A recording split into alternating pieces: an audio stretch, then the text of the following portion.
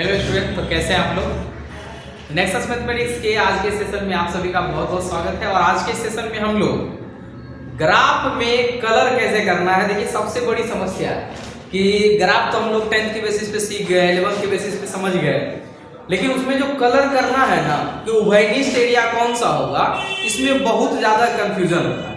अब इस कन्फ्यूजन को दूर करने के लिए ये वीडियो लाए हुए हैं कि जितना भी प्रॉब्लम होगा ना, आज आप सबका सॉल्व हो जाएगा कि किधर कलर करना है, नहीं कलर करना है। क्योंकि ये देखिए 5 नंबर का एक सवाल आपको बोर्ड एग्जाम में रहता ही रहता है, तो आपको इस सवाल को थोड़ा सा ध्यान दे करके समझना पड़ेगा।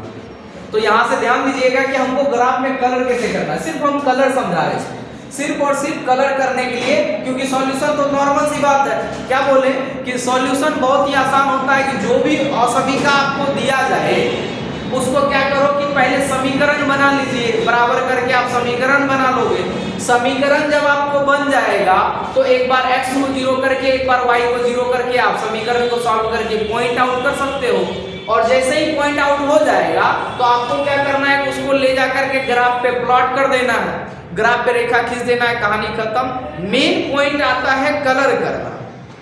जब तक आप कलर डिसाइड नहीं कर पाओगे कि किस साइड कलर होगा, कौन सा एरिया मेरा उभयनिष्ठ होगा, कौन सा एरिया हमारा हल क्षेत्र कहलाएगा, तब तक आप उस बाउंड्री लाइन के आप नहीं बता सकते हो कि मैक्सिमम कितना वैल्यू होगा और मिनिमम कितना वैल्यू होगा। तो हम लोग कलर करना सीख रहे हैं। ध्यान दीजिएगा, अगर हम यहाँ पे ये कहें, देखिएगा, अगर हम एक्सिस बनाते हैं, यहाँ से अगर हम एक्सिस बनाए, ये मान लेते हैं कि ये एक्सिस है, ये एक्स एक्सिस है, ये हमारा वाई एक्सिस है, ये एक्स डैश होता है और ये हमारा वाई डैश होता है, ये ओरिजिन, ठीक है। अब यहाँ से हम अपने मन से रेंडम दो रेखा खींच रहे हैं। ध्यान दीजिएगा, दो रेखा हम अपने मन से खींच रहे हैं। एक रेखा समथिंग मान लेते हैं कि इस तरह से यहाँ से गुजर रहा है, ठीक है, और एक और रेखा मान लेते हैं कुछ और जो यहां से गुजर रहा है, ऐसे करके गुजर रहा है, ठीक है। ये दोनों रेखा हम खींच लिए। अब इन दोनों रेखाओं के लिए हमको क्या करना है, बारी बारी से काम करना है। अब यहाँ देखिएगा, हम इस समीकरण को आपको हर कंडीशन के लिए सिखा रहे हैं, हर एक कंडीशन के लिए कि कहाँ कलर होगा। मान लो ये वाला जो समीकरण है, ये वाला जो रेखा है वो समीकरण 1 को डिनोट करता है और ये जो रेखा है वो समीकरण 2 को डिनोट करता है। दो समीकरण रेंडमली हम माने, सिर्फ कलर करने के लिए समझना। तो मान लो हम पहला कंडीशन आपको ये दे रहे हैं कि समीकरण 1 का कहना है लेस देन और समीकरण 2 का भी कहना है लेस देन, दोनों का मान लेस देन है। अब इसके आधार पे हमको बात ये करना है कि कलर कौन सा एरिया में होगा, कौन सा एरिया जो है वो कलर होगा। तो हम यहाँ ध्यान दीजिएगा, हम ये बेसिक बात बताए हैं, एक छोटा सा कॉन्सेप्ट, एक सिंपल सा ट्रिक समझ लो कि अगर लेस देन रहेगा तो मूल बिंदु के तरफ करना है यानी नीचे कलर करना है, और अगर ग्रेटर देन देता है तो इसका मतलब क्या हुआ, आपको ऊपर कलर करना है, मूल बिंदु के अपोजिट साइड यानी ऊपर साइड में कलर करना है। अब यहाँ देखिएगा, जैसे कि अगर हम समीकरण 1 की बात करें, समीकरण 1 का क्या कहना था, ये समीकरण 1 की रेखा, पीली वाली रेखा जो दिख रही है, इसका कहना है क्या, लेस देन कलर करना है। तो लेस देन का मतलब इस रेखा से हम क्या करेंगे, नीचे कलर करेंगे। इस रेखा से पूरा क्या होगा, नीचे कलर होगा, यानी इस रेखा के ऊपर कहीं भी कलर नहीं हो सकता, उभयनिष्ठ एरिया ऊपर नहीं हो सकता। पहली बात हो गई। फिर दूसरा क्या कहना था, इस रेखा का कहना है कि नीचे कलर करना है। अब देखो, अगर इसका कहना हुआ नीचे कलर करना है तो इस एरिया में आप कलर नहीं कर सकते हो, और अगर ये रेखा का कहना है नीचे कलर करना है तो आप इस एरिया में कलर नहीं कर सकते हो। तो मेनली कहां से कलर होगा, ये वाला जो दिख रहा है, ये लाइन से लेकर के ये पूरा नीचे तक हम कलर कर सकते हैं, लेकिन पूरा नीचे तक कलर नहीं होता है। उसमें भी आपको एक कंडीशन दिया जाएगा कि x का मान जो होगा वो सदैव क्या होना चाहिए, 0 से बड़ा या बराबर होना चाहिए, और y का मान जो होगा वो सदैव क्या होगा, 0 से बड़ा या बराबर होना चाहिए।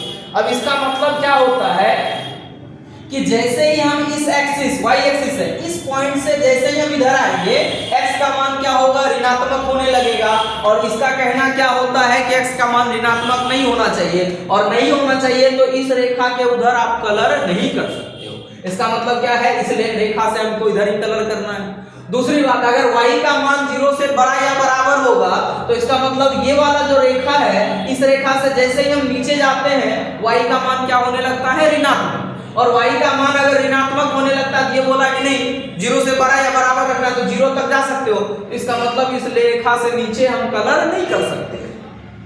तो अब मेनली कलर कहाँ होगा, तो मेनली कलर होगा ये वाला जो एरिया दिख रहा है, ये वाला जो बीच वाला पार्ट दिख रहा है, ये वाला जो पार्ट आपको दिख रहा होगा ना, ये एरिया क्या हो गया, उभयनिष्ठ एरिया हो गया। ये हमारा क्या है, उभयनिष्ठ एरिया हो गया।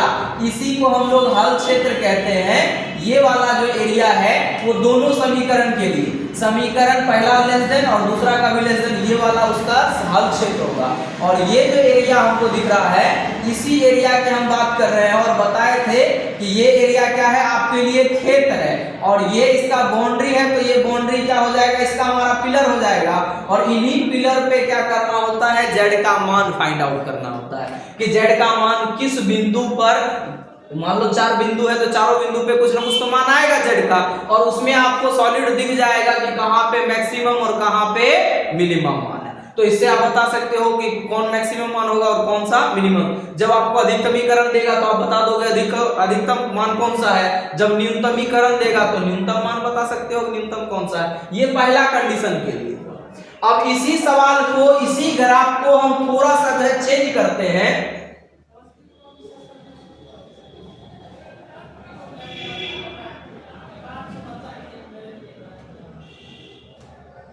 यहां देखिएगा, थोड़ा सा हम इसको इरेज कर देते हैं कि एरिया ये वाला हम मिटा दें, ठीक है, ये एरिया को हम मिटा दिए।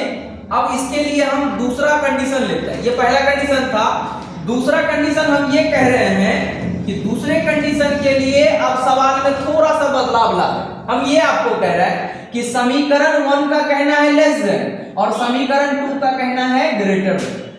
अब इसके आधार पर सवाल को, इसी ग्राफ को वापस से सॉल्व कर कि अगर समीकरण 1 का कहना है लेस देन, तो इसका मतलब हुआ ये नीचे कलर करवाएगा, ये पूरा का पूरा एरिया कहां होगा, नीचे कलर होगा, यानी इस लाइन से ऊपर कहीं भी कलर नहीं हो सकता।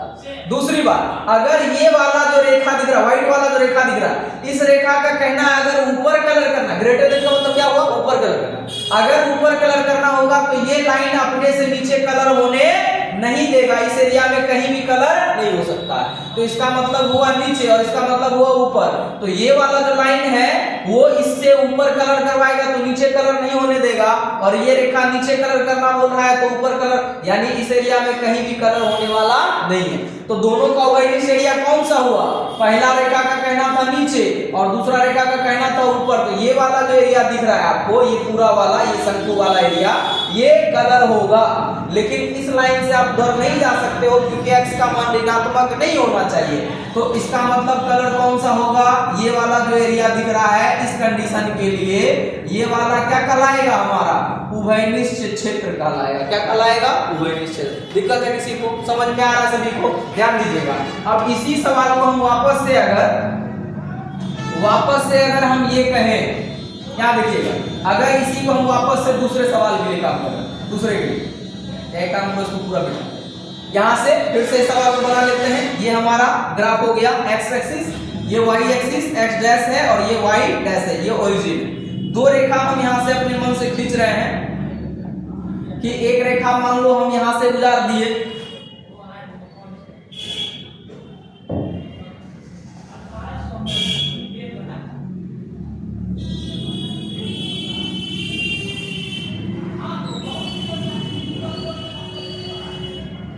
यहां देखो तो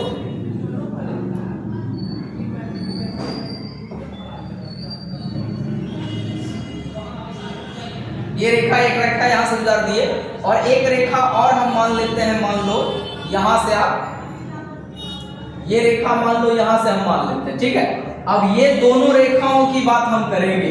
अब इसके लिए कंडीशन देखिएगा, ये तीसरा कंडीशन रख रहे हैं, दो कंडीशन पर है, तीसरा कंडीशन कि समीकरण 1 का कहना इस बार ग्रेटर देन और समीकरण 2 का कहना है लेस देन।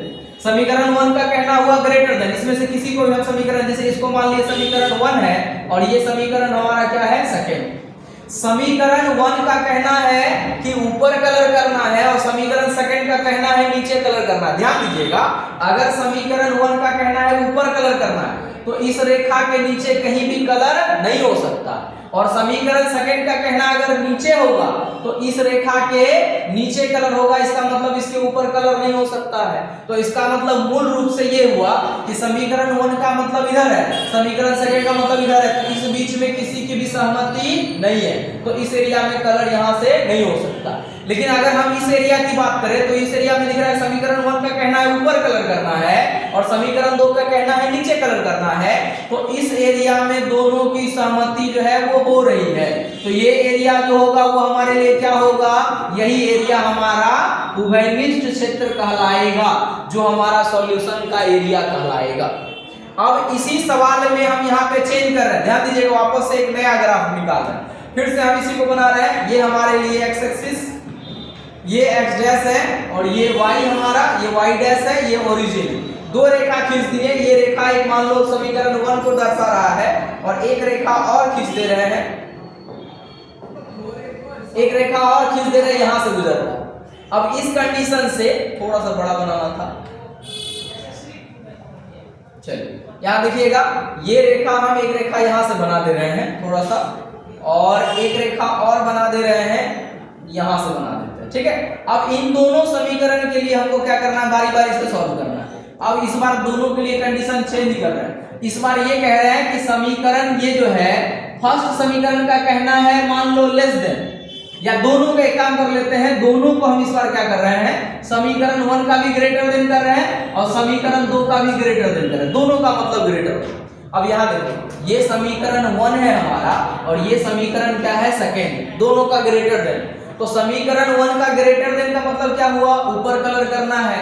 समीकरण 2 का ग्रेटर देन का मतलब क्या हुआ, ऊपर कलर करना। तो मेनली एरिया कौन सा कलर होगा, तो फर्स्ट अगर रेखा का कहना है ऊपर कलर करना है, तो ऊपर कलर करना है तो इसके एरिया के नीचे कहीं कलर नहीं हो सकता, इस एरिया के नीचे कहीं कलर नहीं हो सकता।